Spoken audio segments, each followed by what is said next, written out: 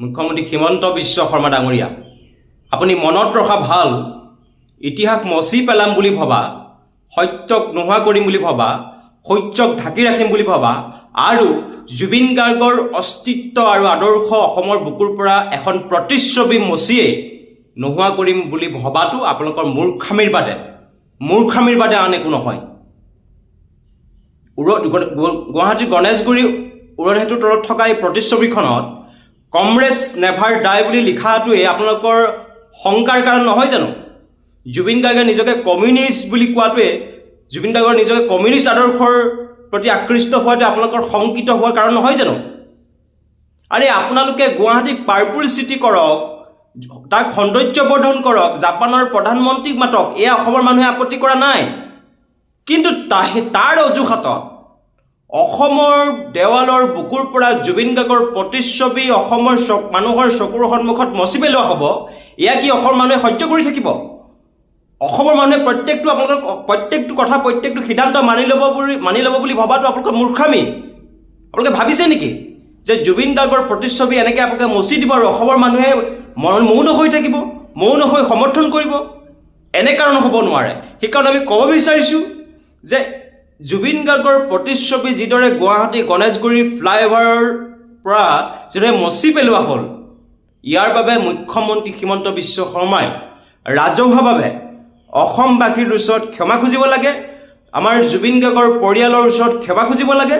আৰু যদি তাকে নকৰে তেতিয়া আমি জানিম যে হিমন্ত বিশ্ব শৰ্মাই জুবিন গাৰ্গৰ আদৰ্শক ঘৃণা কৰে, জুবিন গাৰ্গৰ আদৰ্শক অপমানিত কৰে, যাৰ কাৰণে জুবিন গাৰ্গৰ প্ৰতিচ্ছবিখন কোনো কাৰণ নোহোৱাকৈ তাত জুবিন গাৰ্গৰ প্ৰতিচ্ছবিখন থকা হ'লে কি এনেকুৱা অস্বাভাৱিক পৰিৱেশ হ'লহেঁতেন, কি এনেকুৱা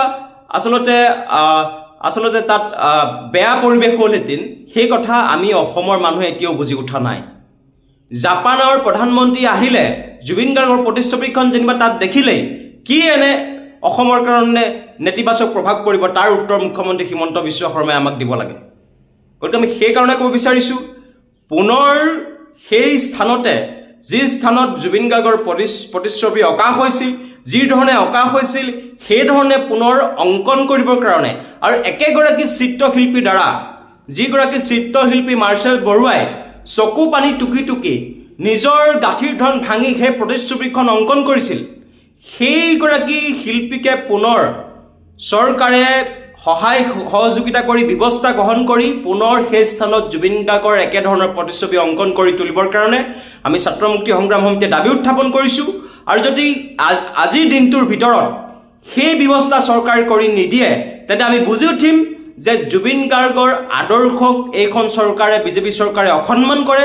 জুবিন গাৰ্গৰ অস্তিত্বক নোহোৱা কৰিবৰ কাৰণে তেওঁলোকে একদম এই দেৱালৰ প্ৰতিচ্ছবিসমূহ যিধৰণে মচি পেলোৱাৰ যিটো কাৰ্য আৰম্ভ কৰিছে, এই অভিযান আৰম্ভ কৰিছে, এই অভিযানক আমি জানিম যে এয়া জুবিন গাৰ্গৰ আদৰ্শৰ বিৰোধী অভিযান, জুবিন গাৰ্গক অস্তিত্ব নোহোৱা কৰিবৰ কাৰণে চৰকাৰে পৰিকল্পনা কৰা অভিযান।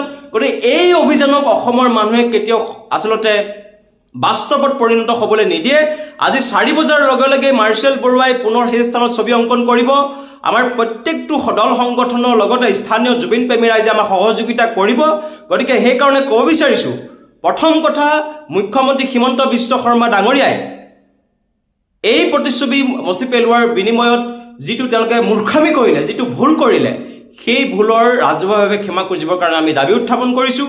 আৰু প্ৰতিচ্ছবিখন পুনৰ অংকন কৰাৰ ক্ষেত্ৰত চিত্ৰশিল্পী মাৰ্চেল বৰুৱাক সহযোগিতা কৰি তুলিবৰ কাৰণে আমি চৰকাৰক দাবী উত্থাপন কৰিছোঁ।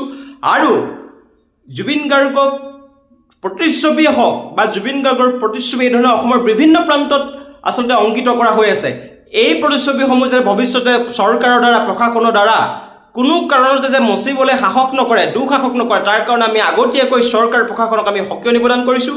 মনত ৰাখিব, আপোনালোকে আজি দেৱালৰ পৰা এখন জুবিন গাৰ্গৰ প্ৰতিচ্ছবি মচি পেলাব পাৰিছে, কিন্তু অসমৰ মানুহৰ বুকুৰ পৰা কোটি কোটি মানুহৰ বুকুত জুবিন গাৰ্গ জ্বলন্ত অগ্নিশিখা হৈ আছে, জ্বলন্ত এটা আৱেগ হৈ আছে।